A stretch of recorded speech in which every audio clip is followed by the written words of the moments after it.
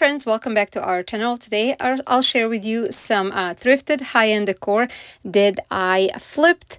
I changed it up and I hope you will like it. DIY number one.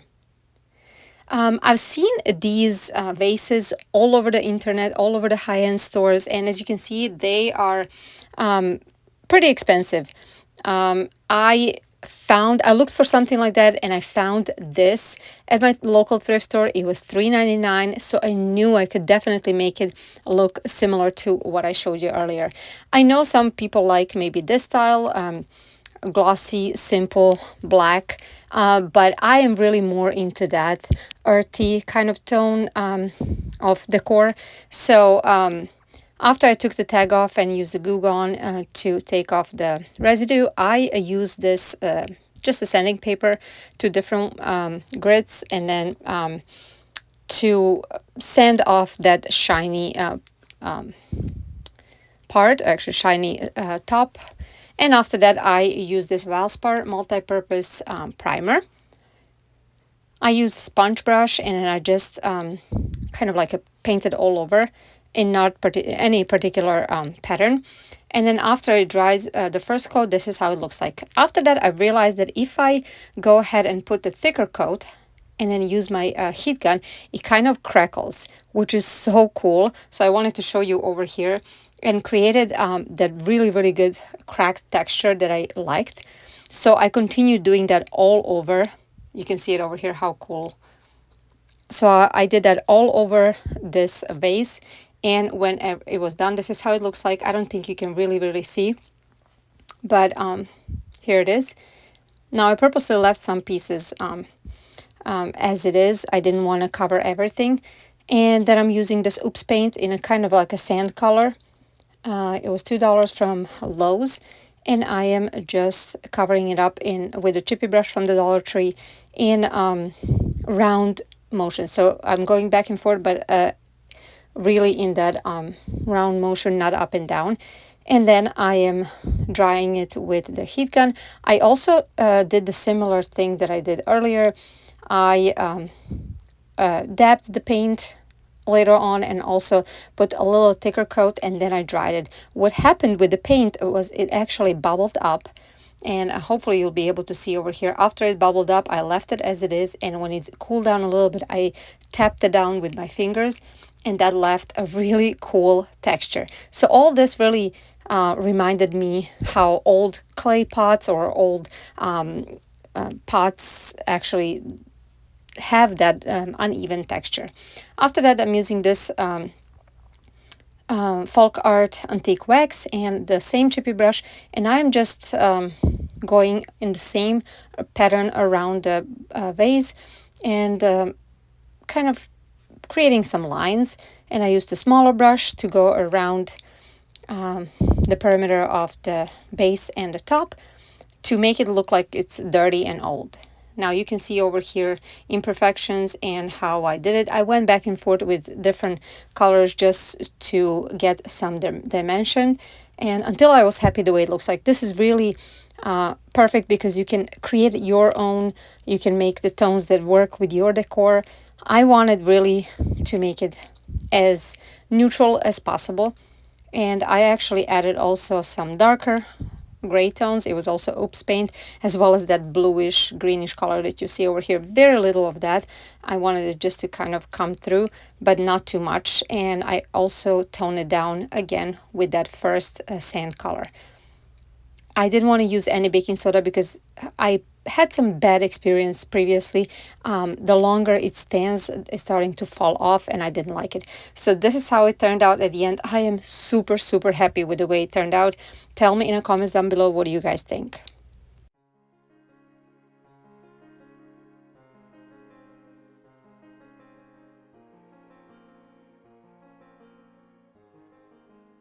This video is part of the Thrift Flip Road Trip Challenge, and I'm gonna have over here Crafting Cousins tell you more about it. Welcome to the Thrift Flip Road Trip. In today's video, we are participating in an open challenge hosted by Unicorn Dust Designs, Crafting Cousins, and special guest host CJ DIY. Here, talented creators breathe new life into old items. But wait, there's more. We are thrilled to announce that this month's playlist will have a special giveaway with 5 lucky winners. Prizes include a deluxe easy bow maker from Buckeye Girls Lifestyle, a craft tool kit from Lady Red Crafting, a mystery box with crafting supplies from DIY Next Door, and 2 wood craft kits from Crafting Cousins. To enter, just watch the July Thrift Flip Road Trip playlist and comment your favorite project from each creator on their video. You must comment on every video to be eligible. Mark your calendar for July 27th when we will announce the winners on our community tabs. I'm sorry, due to shipping costs, giveaway is open to U.S. residents only. Don't miss out on this chance to win, and be sure to spread the love by following the playlist link in the description box below. All right, good luck everyone. Now let's go ahead and start with DIY number 2. For the longest time, I wanted this C-shape table. And I found one in a Facebook Marketplace for $20. They asked for $25, so I just got them down to $20. There was nothing wrong with it. The only thing that I didn't like was the color. You can't even see it really in a picture, but it was really yellowish tone and had some damage on the top. So I just took off the base.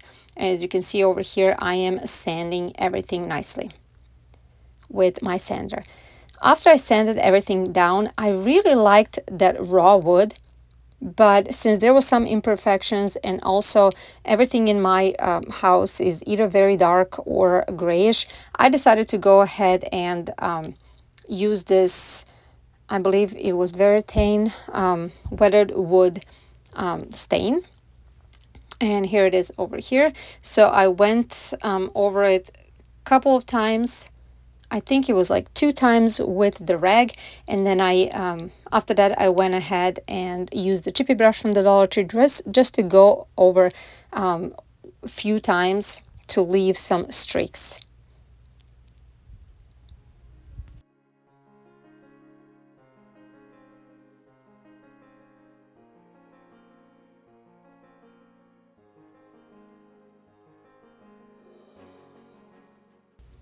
After that, I left this to dry completely. I helped it out a little bit with the heating tool because I was in a crunch with time.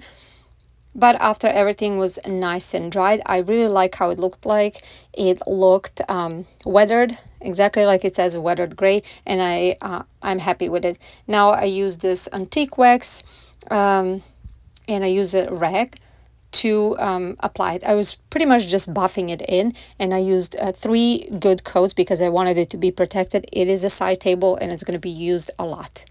After everything was done and dried, I just went ahead and attached the base, and that was it for this project. Like I said, this was super simple project.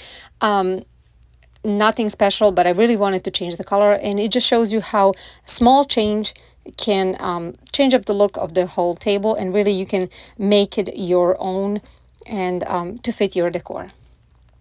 Tell me what you think about this project, and do you like the way I changed the top?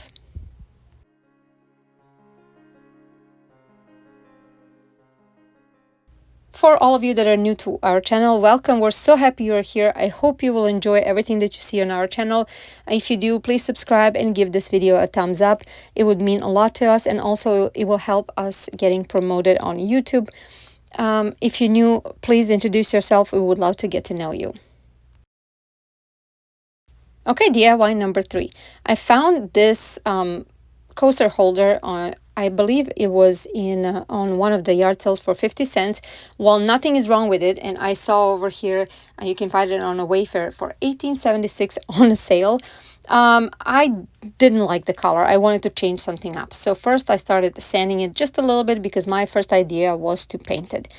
Well, the paint that I wanted to use was the same sand color, Oops paint, and soon as I started painting it, I realized that this is going to be a mistake. I didn't like how it looks like, so I decided to just scrape everything off and go ahead and take off the paint and sand it.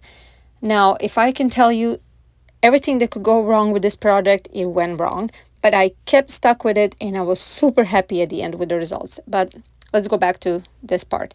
So now I sanded everything.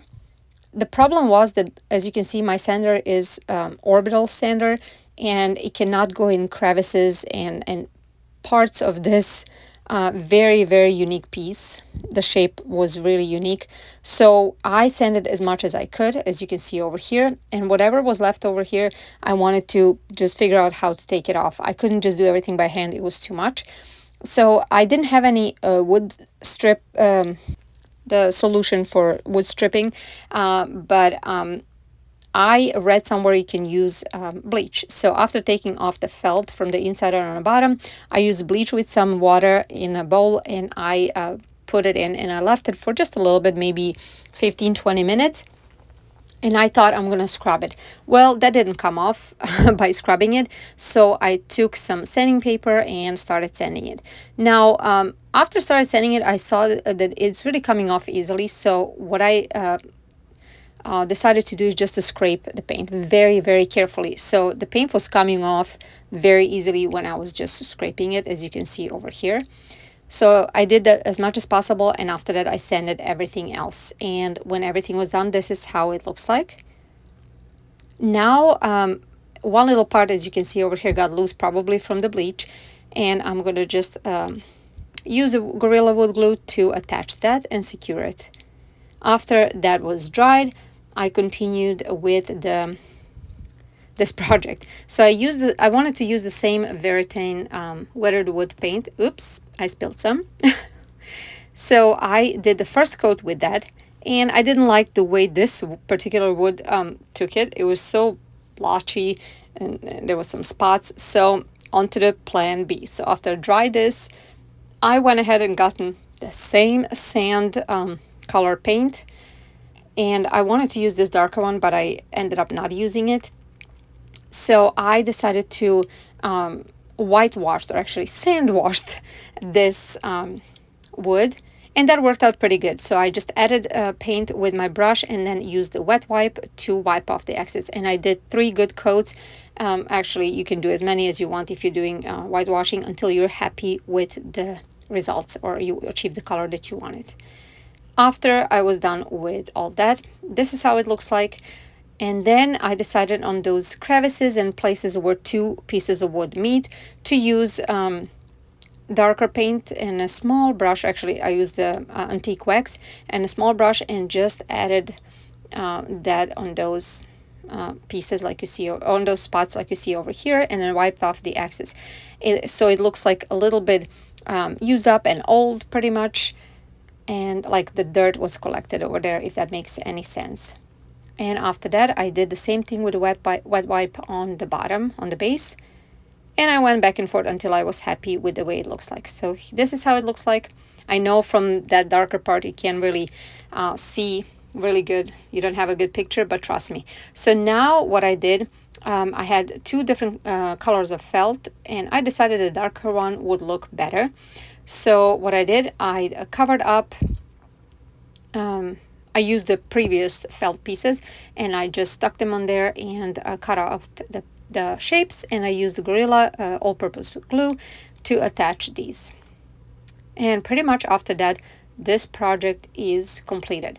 Like I said, there was so many twists and turns to this project, but I ended up being very happy with the way it turned out. I like it so much better than it was before, but I want to hear what you guys think about this project, this transformation, and tell me what you think about all of these projects. Which one was your favorite? Mine was definitely the first one. That vase was something that I always wanted to have, and I love the way it turned out. Don't forget to check out the description box for the playlist and enter the giveaway. Hopefully you will get some ideas and enjoy the playlist. Thank you so much for being here, and we'll see you in our next video. Bye guys!